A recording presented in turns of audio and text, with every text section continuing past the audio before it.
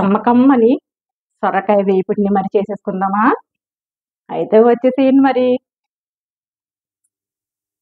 Hi, hello, నమస్తే. అందరూ ఎలా ఉన్నారు ఫ్రెండ్స్? బాగున్నారా?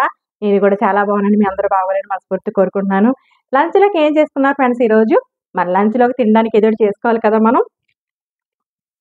చూడండి, సొరకాయ వేపుడు, ఆనపకాయ కూడా అంటారు కదా. ఈరోజు సొరకాయ వేపుడు ఎలా చేయాలో చూపించేస్తాను. చాలా కమ్మగా ఉంటుంది. అది ఎలాగో చూసేద్దరు కానీ వచ్చేసేయండి మనకి చిల్లకి మరి చూపించేస్తాను. చూడండి సొరకాయని, చూడండి ఫ్రెండ్స్, సొరకాయని శుభ్రంగా కడుక్కొని ఇలా చిన్న చిన్న ముక్కలు కోసేసుకున్నాం అనమాట. చిన్నగా చాలా లేతగా ఉందండి. ఇప్పుడు నెక్స్ట్ ప్రాసెస్లోకి వెళ్ళిపోదాం. స్టవ్ వెలిగించుకున్నాను, ఓ ప్యాన్ పెట్టుకున్నాను. ఒక 4 టేబుల్ స్పూన్స్ ఆయిల్ వేసుకోవాలి. ఆయిల్ హీట్ ఎక్కింది. 1/2 టేబుల్ స్పూన్ ఆవాలని వేసుకుందాం.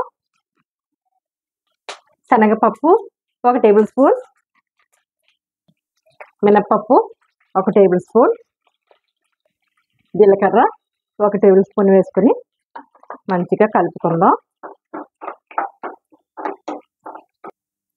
ఇప్పుడు పెద్ద సైజు వెల్లుల్లిపాయ తీసుకొని ఇలా గుళ్ళు ఒలిసేసుకొని వెల్లుల్లిపాయ గుళ్ళు కూడా వేసుకుందాం. చాలా బాగుంటుందండి. దాంట్లో వెల్లుల్లిపాయలు తగులుతూ ఉంటాయి మన వేపుడులో, ఆనపకాయ వేపుడులో. అలాగే ఒక 5 నుండి 6 ఎండుమిరపకాయలని వేసుకుందాం. అవి కూడాను మంచిగా వేపుకుందాం. కరివేపాకు 3 రెబ్బలు తీసుకొని మంచిగా కడుక్కొని ఇదిగోండి అవి కూడా వేసుకొని వేసుకుందాం. మన పోపులన్నీ వేగినండి, మినప్పప్పు, శనగపప్పు అన్ని.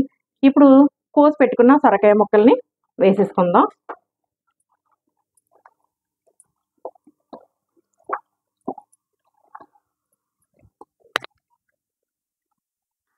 వేసుకొని మంచిగా కలుపుకుందామండి. ఇలా ఇప్పుడు 1/2 టేబుల్ స్పూన్ పసుపు వేసుకుందాం. ఇందులో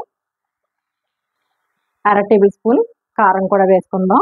కారం మీరు అడ్జస్ట్ చేసుకోండి, ఎందుకంటే ఎండుమిరపకాయలు కూడా వేసుకున్నాం కాబట్టి మీ రుచికి సరిపడినంత, మీరు తిన్నంత కారాన్ని యూజ్ చేసుకుని వేసుకోండి. కలిపేసుకుందామండి ఇలాగా. మరి ఇప్పుడు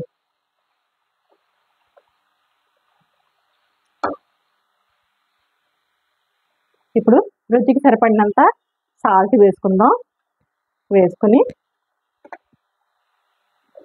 కలుపుకుందామండి మంచిగా.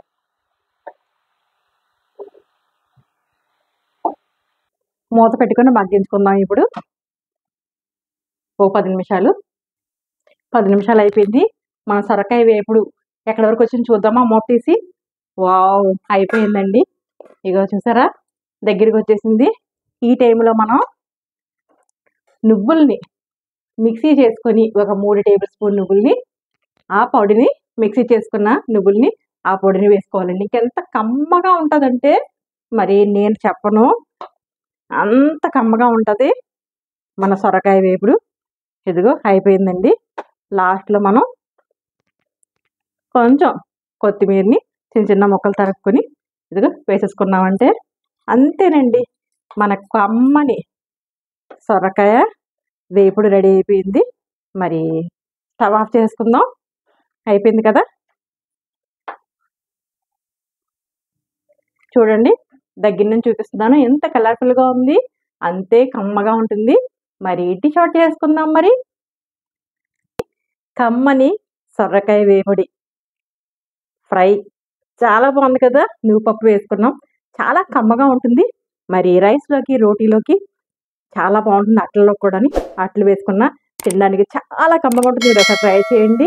మీకు ఎలా కుదిరిందో కామెంట్ సెక్షన్లో పెట్టండి. అంతకన్నా ముందు ఫస్ట్ టైం కనుక నా ఛానల్ చూసినట్లయితే కనుక లైక్ చేయండి, షేర్ చేయండి, సబ్స్క్రైబ్ చేసుకోండి. పక్కనున్న బెల్ బటన్ని టచ్ చేయండి. ఆల్ అని వస్తుంది. ఆల్ టచ్ చేసినట్టయితే నేను పెట్టిన ప్రతి వీడియో నోటిఫికేషన్ రూపంలో వస్తుంది ఫ్రెండ్స్. మరి ఒక వీడియోతో మీ ముందుకు వస్తాను. మరి అంతవరకు bye bye friends. If you try, you just might get a little bit of trouble.